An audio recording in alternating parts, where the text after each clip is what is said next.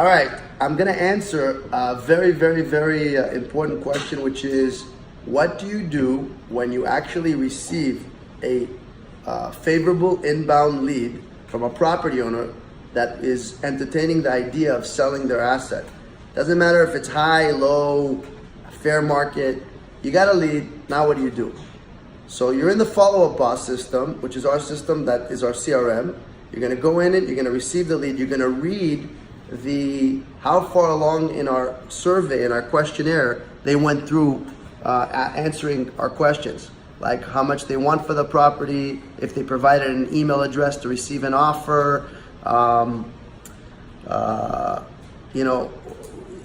what kind of income the property is producing, if any, what kind of property. You need to know these elementary things first before you even continue a discussion with them, because they're expecting you to give them an offer. Now, in order to give them an offer, you need to do research, homework.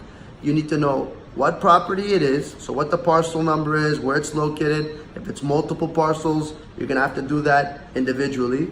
And in order to get that information, you're gonna need to go on title. Now, we use Reonomy as our means to look up property, commercial property information. That's our primary source. It's a fantastic source, and we have access to that. If you have access to the title companies that are out there, like DataTree, TitleFlex, go there, pull up the property information. You need to know the square footages, the land, the building. You need to know when it was sold, how much it was sold for, if there's a mortgage, what the mortgage amount is, who the owners are, if it's one owner, multiple owners. You want to know the second step outside of that initial property is this owner. How many other properties do they own? The additional properties. So we do something called a 5-step. The first step being getting a property profile report on the individual parcel or parcels that the owner is willing to discuss and negotiate. The second step is adding the additional properties owned by that property owner. You want to know what they own in that vicinity, that city, that zip code, or nationally, and who their partners are too. So you have to make a separate report called an additional properties owned report. Step 3 is you now want to create a comp evaluation. You want to comp out and underwrite and evaluate each property you want to submit an offer on. So we just sent a letter of solicitation saying, hi, I'm interested in your building, to hi, this is my price and what I'm willing to give you for this property, and start an actual dialogue and negotiation. In order for you to actually conduct that negotiation, you have to know what the property's worth. They might say, I want $1 million, but it's worth 800. They might say, I want $1 million and it's worth 1.4 million. How would you know unless you do a comp? So there's markets all over the country. I tap into markets I've never been into. I'm doing a campaign in Boston right now. I didn't know anything about Boston. Literally, if you educate yourself using a market analysis, comparative market analysis, you could pick up the numbers real quick. What the average price per square foot sold is for that property type and size, for land and building. What the average price per unit sale is for that area or for type of building. If it's multifamily, duplex, triplex, quadruplex, 5 units or more, 50 units.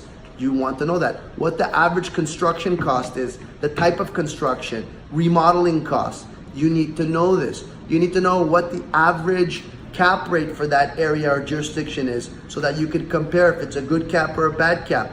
You need to know what your deal parameters are, what you're looking to acquire. Before you actually go in and try to negotiate these deals, you need to have a plan. What type of property you want, how you intend to buy it. You're gonna raise this much equity, you need that much debt, you need this type of financing, you want this type of interest rate, you're looking for this type of target, ideal price per door, price per foot, so that you can funnel. You'll know once you start reviewing these deals, which ones funnel into the thing that it is that you're looking for, your target property and price.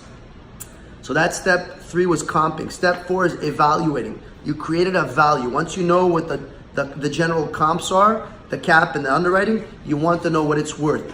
Evaluating is a range, low, medium, high, low, average, high. The lowest price it could trade for, the average price it trades for, and the highest spectrum on the market. What could be the most money it could trade for if you owned it today and you were the owner trying to sell it? So once you create a value, step 5 is send out an LOI, a letter of intent, or a purchase contract. Those are the type of things you need to know how to do. You need to have a template for that if you want to do it rapidly. For either or, we supply that being part of our company. And then step 6 is to follow up with that lead. And the follow-up process is a really, really key important thing. Finding the lead, getting the lead, paying for the lead, whatever you did to get that lead was monumental.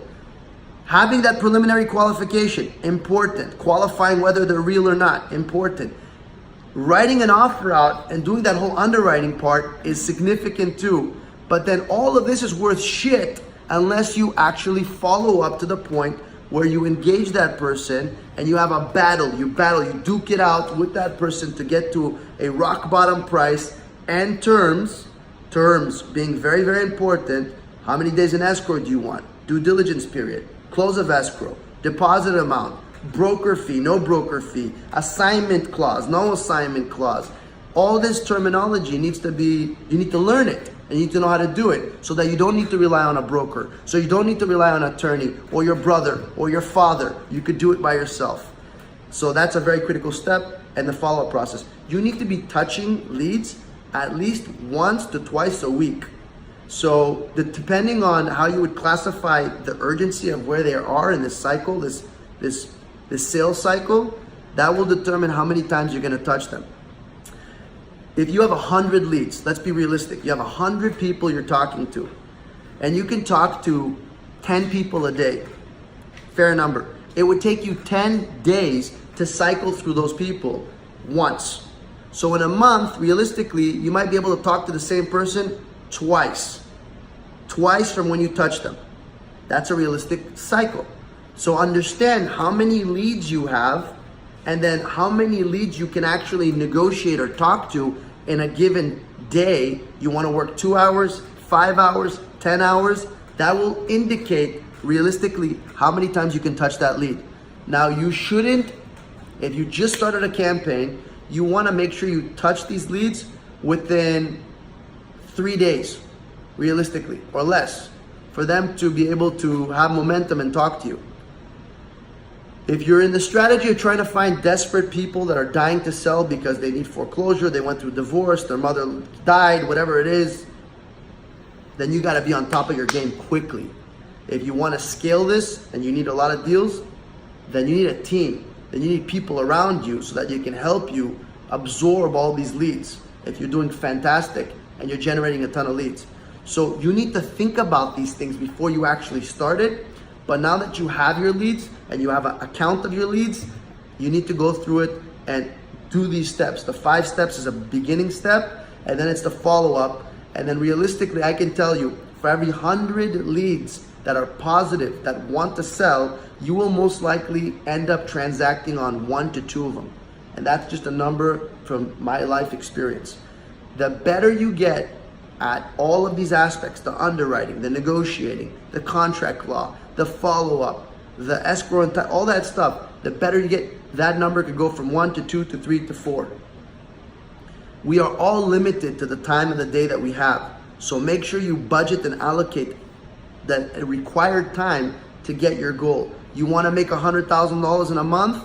Ask yourself, how much in real estate do I need to sell or buy or transact on to generate it? And then work backwards. Reverse engineer the amount of leads you need, the amount of time you need to spend, the amount of whatever it is to get to that goal. Write it down before you actually start. Good luck.